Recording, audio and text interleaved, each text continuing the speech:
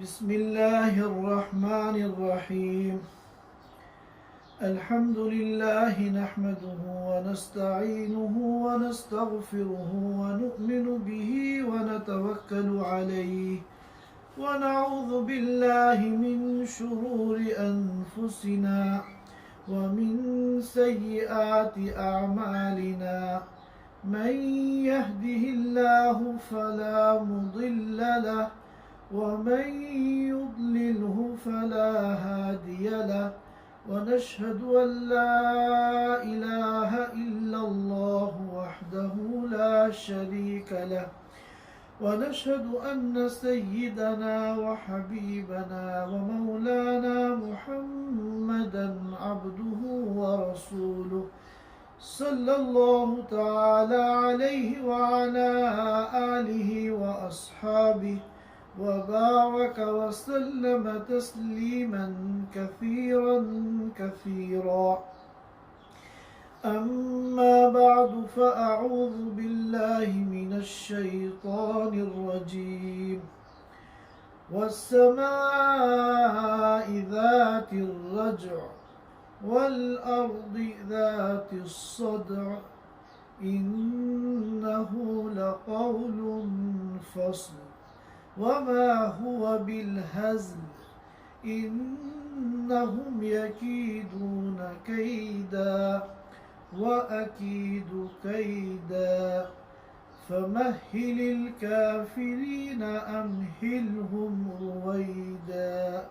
صدق اللہ العظیم. حضرات سامعین کرام، پچھلے ہفتے ہم لوگوں نے سورۃ الطارق کی تفسیر شروع کی تھی اور ابتدائی 10 آیتوں پر ہم لوگوں نے گفتگو کی تھی. آج آخری چند آیتیں جو باقی رہ گئی تھی، انشاءاللہ ہم ان کے ترجمے کو، مفہوم کو اور تفسیر کو آج کی اس مجلس میں سمجھنے کی کوشش کریں گے. سب سے پہلے ہم ان آیتوں کا ترجمہ سن لیتے ہیں. اللہ تعالیٰ فرماتے ہیں وَالسَّمَاءِ ذَاتِ الرَّجْعِ، قسم ہے آسمان کی جو بارش والا ہے،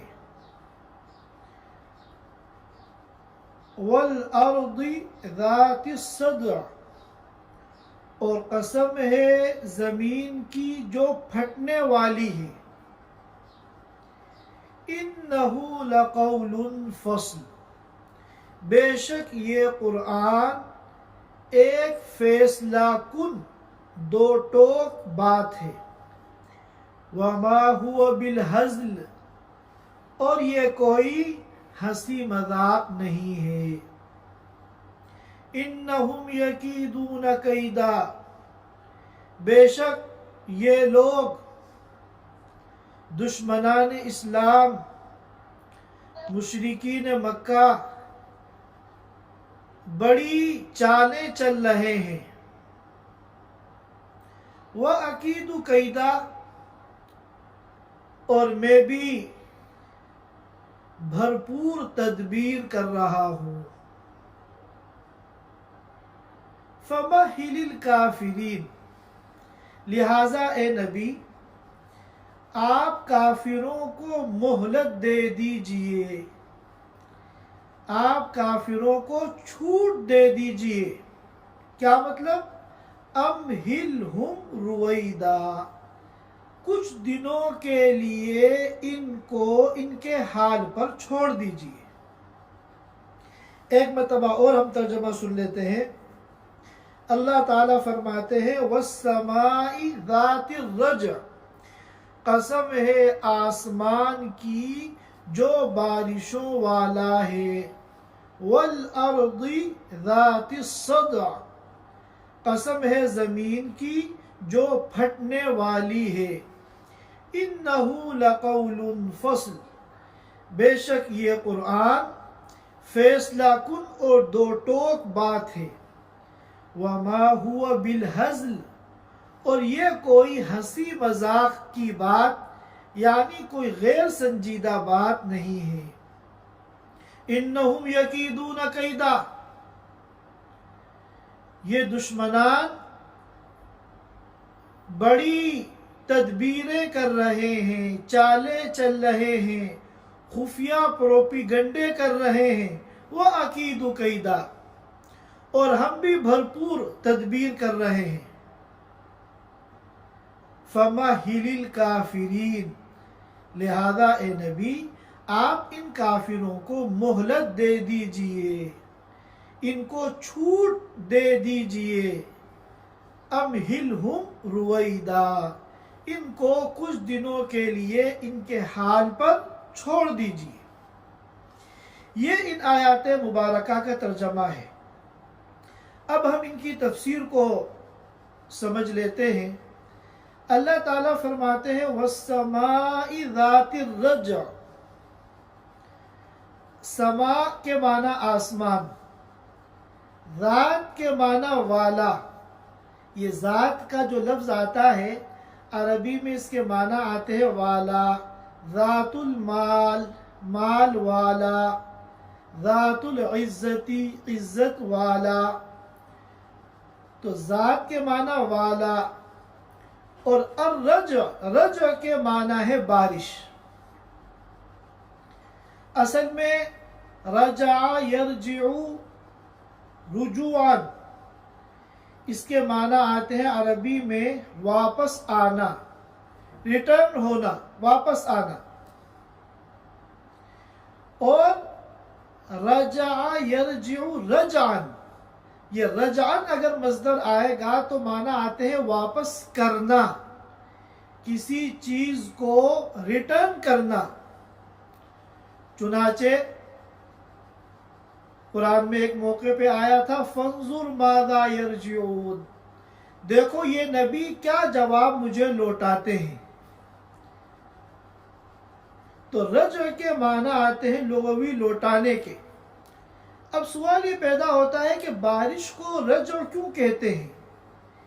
यहाँ लौटाने के, वापस करने के, रिटर्न करने के क्या माना है? तो उलमाए लुगत ने बयान किया कि असल में ये जो बारिश बरसती है, आसमान जो बारिश बरसाता है, ये पानी आसमानों से नहीं आता। ये दर हकीकत नीचे ही का पानी ऊपर गया है, जिसको आसमान रिटर्न करता है, वापस करता है। चुनाचे कहा जाता है कि ये समंदरों से भाप उठती है, स्टीम, समंदरों से स्टीम उठती है और फिर ऊपर जाकर एक मरहले में उसको ठंडक मिलती है, फिर वो बारिश बनकर बरसती है। तो गोया के ज़मीनों ही से, समंदरों से जो भाप की शक्ल में पानी ऊपर आया था, आसमान ने उसी को रिटर्न कर दिया, वापस कर दिया बारिश की शक्ल में। तो इसलिए रज के माना जो रिटर्न करने के आते हैं लुगत में, ये लफ्ज़ रज जो है बारिश के लिए भी इस्तेमाल होता है, क्योंकि इसको जो है वापस किया गया है इस पानी को। तो वस्समाई ज़ातिर रज, कसम है आसमान की जो बारिश वाला है। वल अर्दी ज़ातिस सदा, अर्द के माना आप जानते हैं अर्थ, ज़मीन। और ज़ात के माना मैंने बता दिया वाला। सदा के माने आते हैं सदा यसदाउ, सदान के माना फटना, किसी चीज का दरमियान से फट जाना और फिर वहां सुराख हो जाना, यह है सदा के माना। जमीन को फटने वाली क्यों कहा गया? क्योंकि जमीन जब आसमान से बारिश होती है, पानी बरसता है, तो जमीन फटती है और फिर ये बारिश का पानी जमीन के अंदर चला जाता है। एक मौका तो जमीन के फटने का ये है कि जमीन फटती है, सुराख होता है, मनफस बनता है और फिर ये पानी अंदर चला जाता है। फिर अंदर जब पानी एक वक्त गुजारता है तो फिर जमीन फिर दोबारा फटती है, फिर अंदर से फल نکلتے ہیں، پھول نکلتے ہیں، سبزیاں نکلتی ہیں، سبزہ نکلتا ہے، یہ ساری پیداوار پھر زمین سے ہوتی ہے۔ تو جب پانی آتا ہے تب زمین پھٹتی ہے، پانی اندر چلا جاتا ہے، پھر جب پیداوار ہونی ہوتی ہے پھر زمین پھٹتی ہے اور پھر اندر سے پیداوار سامنے آتی ہے۔ بعض حضرات نے کہا کہ یہاں جو زمین کو ذات صدع کہا گیا ہے، پھٹنے والی، وہ اس اعتبار سے نہیں کہا گیا، بلکہ قیامت کے دن ایک موقع آئے گا جب زمین پھٹے گی اور زمین کے نیچے جو کچھ ہے بوجھ، ان سب کو زمین باہر نکال دے گی، جس کو سورۃ الزلزلہ کے شروع میں بیان کیا گیا، اذا زلزلت الارض زلزالها، جب زمین کو بری طرح جھنجھوڑ دیا جائے گا، وَأَخْرَجَتِ الْأَرْضُ أَثْقَالَهَا، اور زمین اپنے اندر سے اپنے بوجھوں کو نکال دے گی۔ ظاہر ہے زمین کے اندر سے جب بوجھ باہر آئے گا تو زمین پھٹے گی، اور زمین کے پھٹنے کے بعد اندر کا جو ہے وہ باہر آ جائے گا۔ لیکن زیادہ مشہور یہ ہے کہ یہاں جو زمین کو پھٹنے والی کہا گیا ہے وہ بارش کے اعتبار سے اور پھر پیداوار کے اعتبار سے کہا گیا ہے۔ بہرحال یہ قسم کھانے کے بعد اللہ تعالیٰ نے قرآن پاک کے بارے میں فرمایا، اِنَّهُ لَقَوْلٌ فَصْلٌ، یہ قرآن جو ہے ایسی بات ہے، ایسا کلام ہے جو فیصلہ کن ہے، جس کو ہم اردو میں کہتے ہیں دو ٹوک۔ جو بات بالکل کلیئر ہو، واضح ہو، مضبوط ہو، اس میں کوئی لچک نہ ہو، اس میں کوئی تردد اور تذبذب نہ ہو، جس میں انکار کی کوئی گنجائش نہ ہو، اس کو ہم اردو میں کہتے ہیں کہ بڑی دو ٹوک بات کہی۔ تو قرآن کے بارے میں فرمایا انہ لقول فصل، بے شک قرآن قول فصل ہے، دو ٹوک بات ہے، فیصلہ کن بات ہے۔ وما هو بالہزل، اور پھر اسی بات کی مزید تاکید فرمائی کہ یہ ہنسی مذاق نہیں ہے، یہاں در حقیقت تردید ہے مشرکین مکہ کی، کہ انہوں نے قرآن کے بارے میں کہا تھا ان ھذا الا اساطیر الاولین، کہ قرآن جو ہے یہ کوئی سنجیدہ کتاب نہیں ہے، یہ کوئی معیاری کتاب نہیں ہے، بلکہ یہ تو پچھلی قوموں کے قصے اور کہانیاں ہیں، یہ تو اسٹوری بک ہے۔ جس طرح بچوں کی کتابیں ہوتی ہیں اس میں ان کی دلچسپی کی اسٹوریاں ہوتی ہیں، قصے ہوتے ہیں، ظاہر ہے کہ وہ کوئی معیاری اور سنجیدہ اور باوقار کتاب نہیں ہوتی۔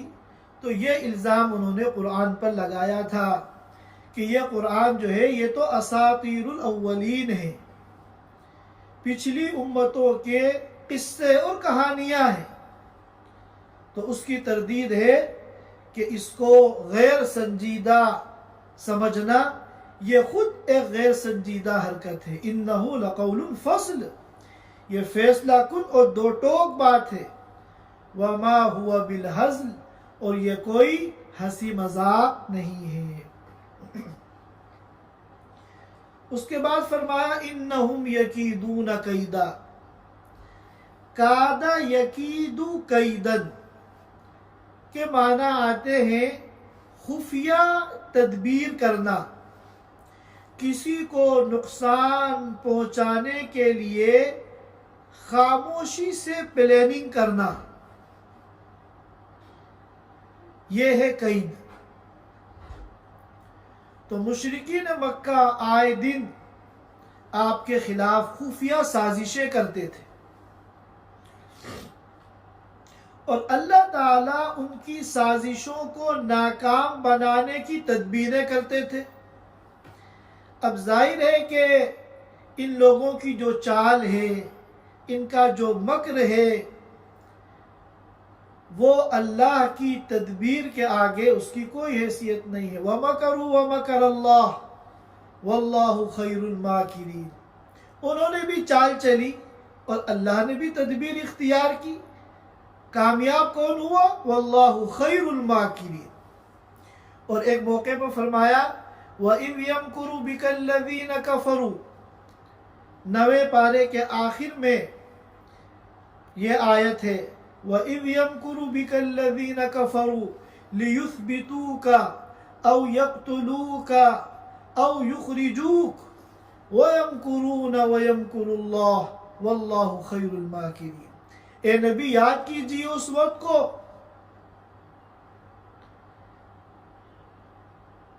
وَإِذْ يَمْكُرُ بِكَ، کہ جب آپ کے خلاف یہ لوگ پلاننگ کر رہے تھے، خفیہ تدبیریں کر رہے تھے، سازشیں کر رہے تھے، اور مختلف رائے سامنے آ رہی تھی لیُثْبِتُوک، کہ آپ کو قید کر لیا جائے، زنجیروں میں جکڑ کر آپ کو محبوس اور بے بس کر دیا جائے، او یقتلوک، یا آپ کو قتل کر دیا جائے، او یخرجوک، یا آپ کو جلا وطن کر دیا جائے، مکے سے باہر نکال دیا جائے، یہ سازشیں کر رہے تھے۔ وَيَمْكُرُونَ وَيَمْكُرُ اللَّهُ، ادھر اللہ تعالیٰ اپنی تدبیر فرما رہے تھے وَاللَّهُ خَيْرُ الْمَاكِرِينَ۔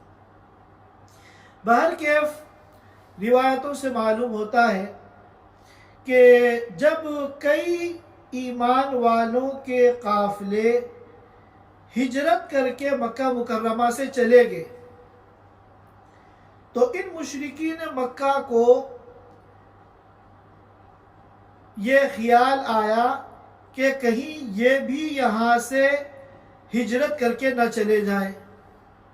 اس وقت تو ہماری نگاہوں کے سامنے ہے، اگر یہ یہاں سے چلے جائیں گے اور ان کو کوئی محفوظ جگہ مل گئی اور وہاں ان کو اپنے معاون اور مددگار مل گئے تو پھر یہ اتنی بڑی طاقت بن جائیں گے کہ پھر ہمارے بس میں نہیں رہے گا ان کو قابو میں کرنا۔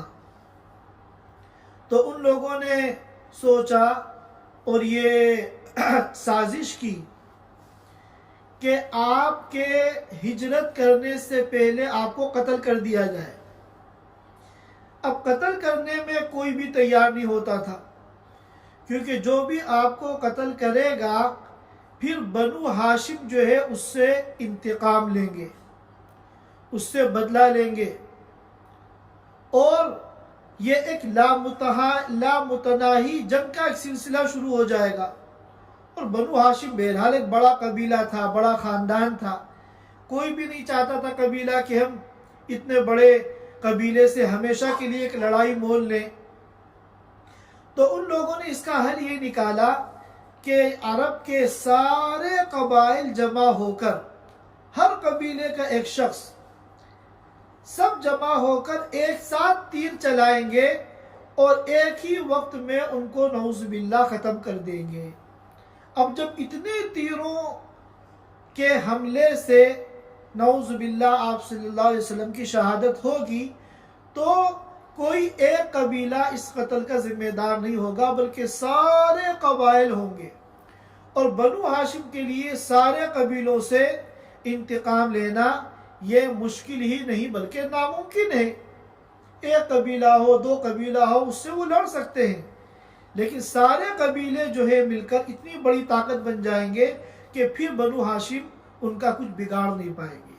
تو ادھر تو وہ یہ تدبیریں کر رہے تھے آپ کو قتل کرنے کی، ادھر اللہ تعالیٰ نے آپ کو ہجرت کا حکم دیا اور خاموشی سے حضرت ابوبکر صدیق رضی اللہ تعالیٰ عنہ کے ساتھ آپ نے ہجرت کی۔ ان کو شک ہوا، اندازہ ہوا کہ آپ نکل گئے ہیں، انہوں نے آپ کو تلاش کرنے کے لیے لوگوں کو دوڑایا کہ جہاں بھی راستے مل جائے ان کو قتل کر دو، اور آپ جس غار میں چھپے ہوئے تھے اس غار تک وہ لوگ آئے، لیکن اللہ نے اس طرح ان کی آنکھوں پہ پردے ڈالے کہ وہ آپ کو کوئی نقصان نہیں پہنچا سکے اور آپ خیریت کے ساتھ عافیت کے ساتھ مدینہ منورہ پہنچ گئے۔ انہم یکیدون کیدا واکید کیدا، کہ یہ تدبیریں کر رہے ہیں، خفیہ سازشیں کر رہے ہیں، وہ عقید و قیدہ، اور ہم بھی بھرپور تدبیر کر رہے ہیں۔ اللہ کی تدبیر کیا ہے؟ ان کی سازش کو ناکام بنانا۔ چنانچہ اللہ نے ان کی سازش کو ناکام بنا دیا، اور آپ صلی اللہ علیہ وسلم پورے کفار مکہ کی کوششوں کی سازشوں کے باوجود خیریت کے ساتھ مدینہ منورہ پہنچ گئے۔ پھر اللہ تعالیٰ فرماتے ہیں فَمَهِلِ الْكَافِرِينَ، اے نبی آپ ان کافروں کو مہلت دیجیے، ان کو تھوڑی سی چھوٹ دے دیجیے۔ کیا مطلب؟ امہلہم رویدا، ان کو کچھ دنوں کے لیے ان کے حال پہ چھوڑ دیجیے۔ آپ کا کام تبلیغ کرنا ہے، آپ نے اپنے اس فریضے کو پورا کر لیا، اب آگے ان کو ہدایت دینی ہے یا ان کو گمراہ رکھنا ہے، ان کو عذاب دینا ہے یا ان کے عذاب کو مؤخر کرنا ہے، یہ سب اللہ کا کام ہے۔ چنانچہ علماء کرام نے فرمایا کہ اس میں جو داعی ہیں، مبلغ ہیں، ان کے لیے بھی ایک پیغام ہے کہ ایک حد تک کسی کو دعوت دو، تبلیغ کرو، اس پر محنت کرو، اور پھر ہمارا کام ہے صبر کرنا، اس کو ہدایت دینا، یہ اللہ کا کام ہے۔ لہذا پھر ان کو مہلت دو، موقع دو، اب اللہ کا فیصلہ اپنا کام کرے گا۔ اللہ تعالیٰ کا فیصلہ ہدایت کا ہے، اللہ اس کے دل کو بدل دیں گے، اور اللہ کا فیصلہ اس کے حق میں گمراہی کا ہے تو اللہ اس کو گمراہ رکھیں گے۔ آپ نے اپنا فریضہ پورا کر لیا، دعوت اور تبلیغ کا جو فریضہ تھا آپ نے اس فریضے کو پورا کر لیا، اس پر جو اللہ کی طرف سے اجر ملنا ہے آپ اس اجر کے مستحق ہو گئے، آپ کا کام ختم ہو گیا۔ یہ ان آیتوں کی مختصر تفسیر تھی۔ یہاں پر اس صورت مبارکہ میں اگر ہم غور کریں تو چند باتیں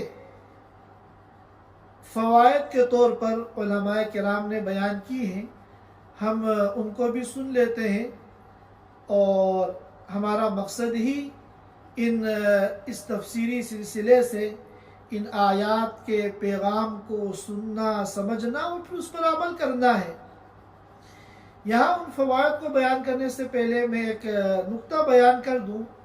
یہ جو قسم کھائی ہے اللہ تعالیٰ نے آسمان و زمین کی، اور پھر قرآن کی عظمت شان کو بیان کیا ہے، تو جہاں بھی قسم کھائی جاتی ہے تو قسم اور مقسم علیہ دونوں میں کوئی نہ کوئی مناسبت ہوتی ہے۔ اب یہاں کیا مناسبت ہے کہ یہاں قسم کھائی گئی اس آسمان کی جو بارش والا ہے، پانی برساتا ہے، اور اس زمین کی جو پھٹتی ہے، اس پانی کو قبول کرتی ہے اور پھر دوبارہ پھٹتی ہے، اندر سے سبزہ پھل اور سبزیاں نکالتی ہے۔ اور جواب قسم کیا ہے؟ اِنَّهُ لَقَوْلٌ فَصْلٌ، کہ قرآن جو ہے یہ فیصلہ کن بات ہے، وَمَا هُوَ بِالْهَزْلِ، اور ہنسی مذاق کی بات نہیں ہے۔ اس میں مناسبت یہ ہے کہ جس طرح آسمان سے جب بارش نازل ہوتی ہے تو زمین کی دو قسمیں ہیں۔ بعض زمین جو ہوتی ہے وہ بنجر ہوتی ہے، سخت ہوتی ہے، وہ نہ اس پانی کو قبول کرتی ہیں اور نہ کوئی وہ سبزہ اور پھل وغیرہ اگاتی ہیں۔ اور بعض زمینیں وہ ہوتی ہیں جو نرم ہوتی ہیں، وہ اس بارش کے پانی کو ایکسیپٹ کرتی ہیں اور پھر طرح طرح کی نعمتیں ان سے نکل کر وجود میں آتی ہیں۔ تو اسی طرح قرآن کا معاملہ ہے۔ قرآن تو ہر فرد بشر کو خطاب کرتا ہے، انسان کا ہر فرد قرآن کا مخاطب ہے، لیکن پھر انسان دو طرح کے ہیں۔ بعض ایسے سخت دل ہیں کہ جن کی مقدر میں شقاوت لکھی ہوئی ہے، قرآن جو ہے ان کے دل میں نہ اترتا ہے اور نہ وہ قرآن سے ہدایت حاصل کرتے ہیں۔ اور بعض وہ لوگ ہیں جن کا دل نرم ہے، ان کے دل میں اللہ نے سعادت رکھی ہے، قرآن ان کے دل میں اترتا ہے اور پھر وہ اس سے رہنمائی حاصل کرتے ہیں اور ہدایت حاصل کرتے ہیں۔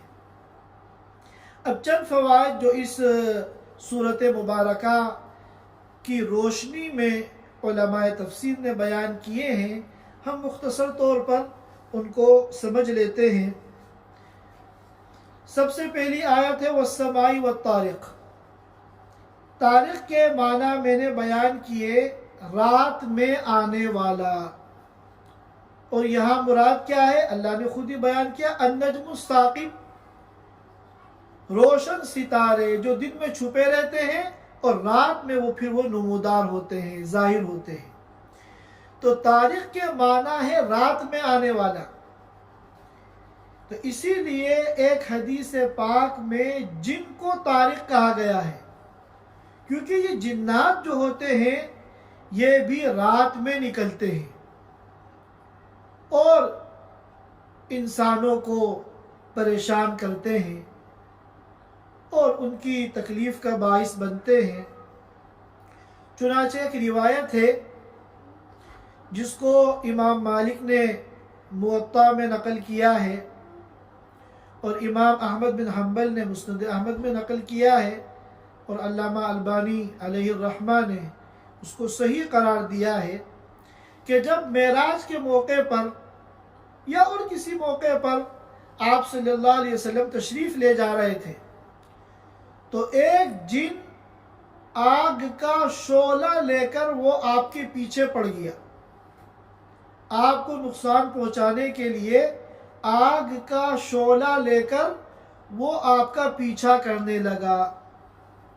چونکہ آپ کے ساتھ جبریل امین تھے تو جبریل امین نے آپ سے کہا کہ میں آپ کو ایسے کلمات نہ بتاؤں کہ اگر آپ ان کلمات کو پڑھ لیں گے تو اس کا شعلہ بجھ جائے گا، اس کے شعلے کی جو آگ ہے وہ آگ بجھ جائے گی، یعنی آپ جن کے شر سے محفوظ ہو جائیں گے۔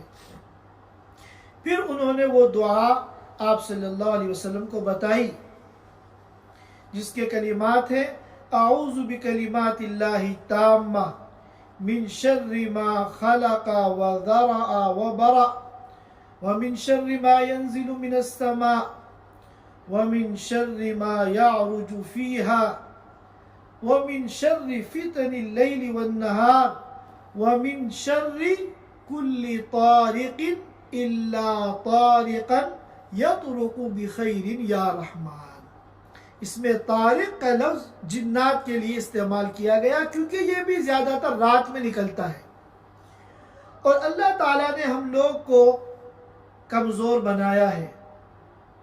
خلق الانسان ضعیفا، انسان کمزور پیدا کیا گیا ہے، اور ہمارے جو دشمن ہیں وہ بڑے طاقتور ہیں، جنات ہیں، شیاطین ہیں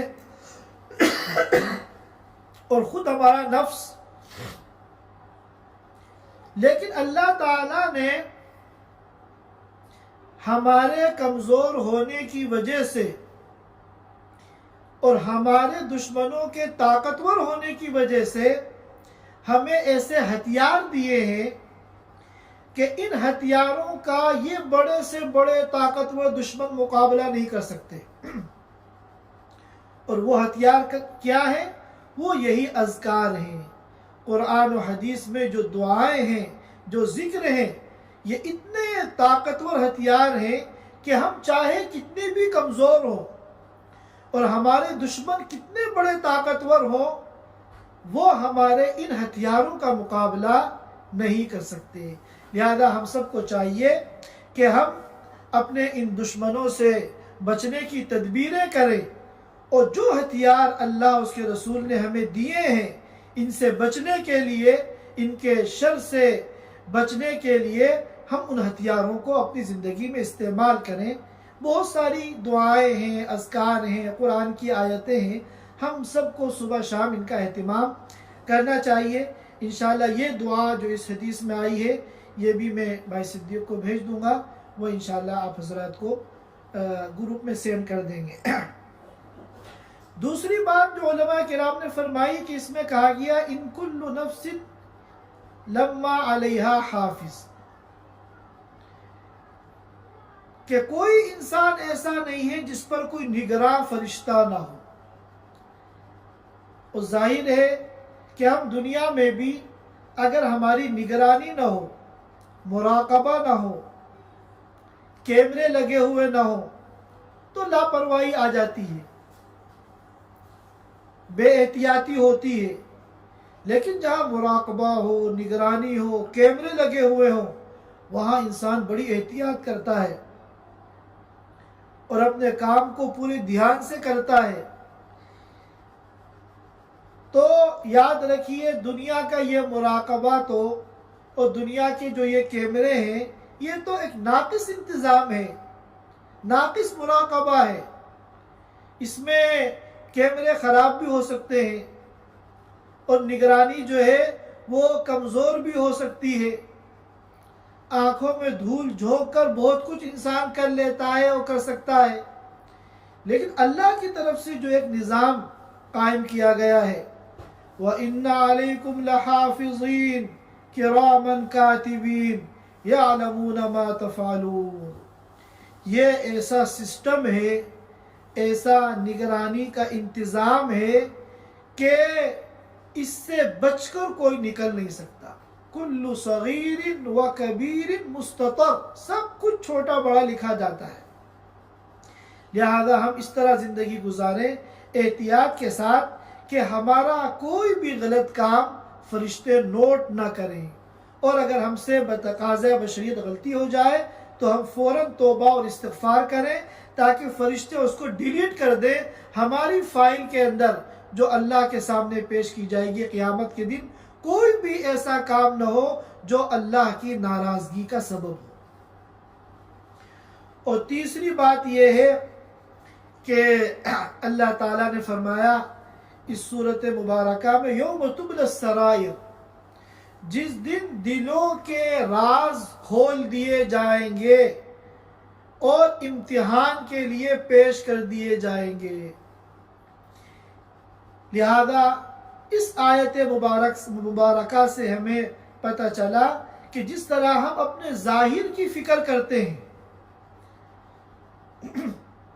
کہ ہمارے ظاہری اعمال ٹھیک ہو، اس سے کہیں زیادہ ہمیں اپنے باطن کی بھی فکر کرنی چاہیے۔ کتنی مرتبہ ایسا ہوتا ہے ہم لوگوں سے اچھی طرح ملنے ہیں ظاہر میں، لیکن ہمارے دل میں کینہ ہے، ہمارے دل میں حسد ہے، ہمارے دل میں بغض بھرا ہوا ہے، ہمارے دل میں نفرت کے جذبات ہیں۔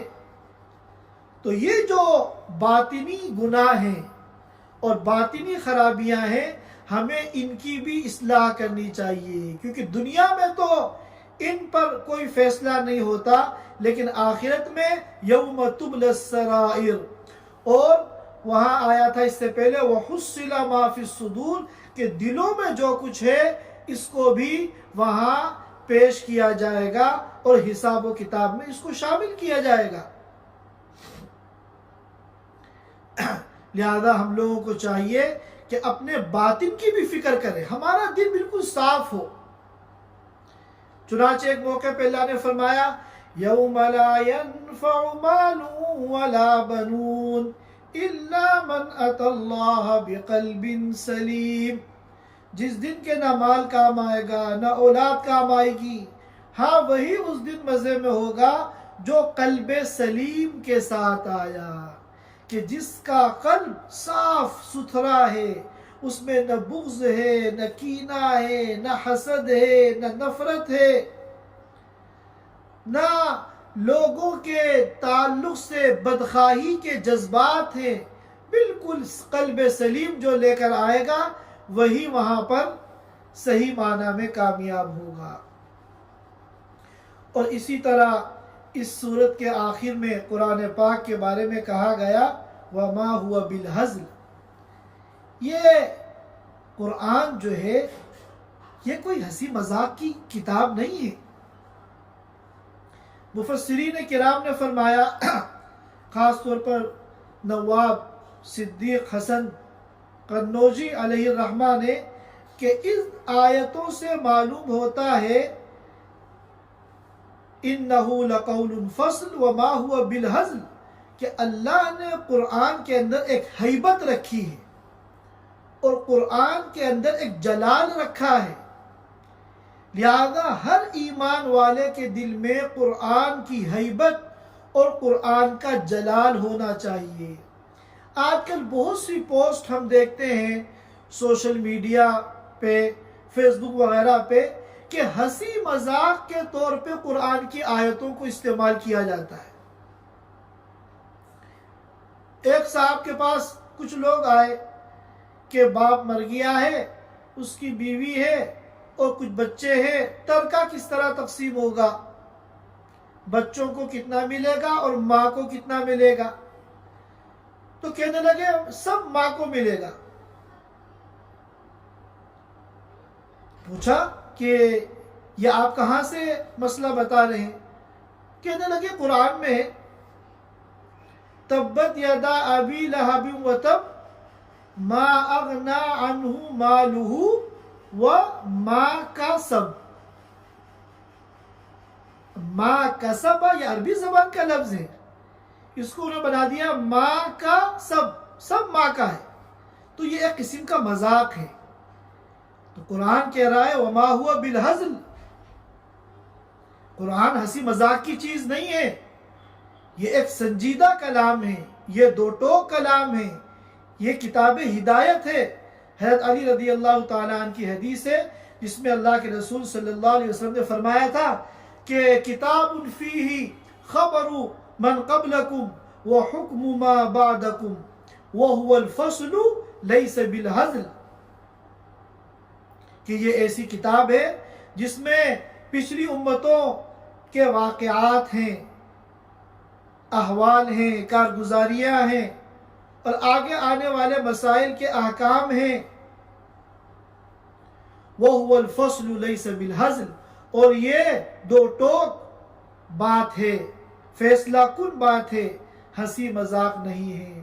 آگے فرمایا کہ مَن تَرَكَهُ مِن جَبَّارٍ قَسَمَهُ اللَّهُ، کہ جو قرآن کے مقابلے میں آئے گا، قرآن سے ٹکر لے گا، قرآن کی مخالفت کرے گا، اللہ تعالیٰ اس کے ٹکڑے ٹکڑے کر دیں گے۔ یہاں ایک واقعہ یاد آ گیا، تقریباً 30-40 سال پہلے ہندوستان میں ایک سیاسی لیڈر نے قرآن کے خلاف بیان دیا، بہت سخت اور گستاخانہ بیان، جس سے مسلمانوں میں بے چینی پھیل گئی، جگہ جگہ مظاہرے ہونے لگے۔ تو ایک موقع پر ایک بڑے مجمع سے بیان کرتے ہوئے اسی موقع پر حضرت مولانا افتخار الحسن صاحب کانلوی رحمۃ اللہ علیہ، جن کا تذکرہ میں کئی مرتبہ کر چکا ہوں، وہ خطاب کر رہے تھے ایک بڑے مجمع سے۔ انہوں نے اس میں یہ حدیث پڑھی اور کہا کہ تم لوگ بالکل پریشان نہ ہو، اللہ کا وعدہ ہے من ترکہ من جبار قسمہ اللہ، کہ جو قرآن کے خلاف مخالفت کرے گا اللہ اس کے ٹکڑے ٹکڑے کر دیں گے۔ چنانچہ اس کے چند ہی دن کے بعد وہ گستاخی کرنے والا شخص ہیلی کاپٹر کے حادثے میں گرا اور اس کے جسم کے ٹکڑے ٹکڑے ہو گئے۔ بہرحال یہ چند چیزیں ہیں جو اس صورت مبارکہ کے متعلق عرض کرنی ہیں، اور ایک فائدہ اس میں یہ ہے کہ اللہ تعالیٰ نے فرمایا ہے اِنَّهُ عَلَىٰ رَجْعِهِ لَقَادِرٌ، کہ اللہ تعالیٰ انسان کو دوبارہ زندہ کرنے پر قادر ہے۔ معلوم ہوا کہ دنیا میں جب ہماری آنکھ بند ہوگی تو یہاں ہمارے سفر کا اختتام نہیں ہوگا، بلکہ اللہ دوبارہ ہم کو زندہ کریں گے اور پھر ایک لمبا سفر آخرت ہمارا شروع ہونے والا ہے۔ علماء کرام نے فرمایا کہ اس آیت میں یہ پیغام ہے کہ جس طرح دنیا کے ہم چند دن کے سفر کرتے ہیں تو اس کی کتنی تیاریاں کرتے ہیں اور کتنا اہتمام کرتے ہیں، چھوٹی سے چھوٹی چیز کی اگر ہمیں ضرورت پڑے سفر میں ہم اس کو مہیا کرتے ہیں، موبائل رکھتے ہیں، موبائل کا چارجر اہتمام سے رکھتے ہیں، سفر میں کام آنے والی چیز ہے، ضرورت پڑے گی۔ تو ایسا سفر جو کہ سفر آخرت ہے، ہمیشہ کا سفر ہے، اس کے لیے ہمیں کتنی تیاریوں کی ضرورت ہے۔ لہذا ہم جتنا اہم سفر ہوتا ہے، جتنا بڑا سفر ہوتا ہے، اسی کے بقدر تیاری کرتے ہیں۔ لہذا یہ جو سفر آخرت آنے والا ہے اس کے لیے بھی ہمیں اسی کے بقدر تیاری کرنے کی ضرورت ہے۔ اللہ تعالی ہم سب کو کہنے سننے سے زیادہ عمل کی توفیق عطا فرمائے۔ وآخر دعوانا ان الحمد للہ۔ Thanks for watching. Don't forget to like, comment, share and subscribe to Al Wahid channel.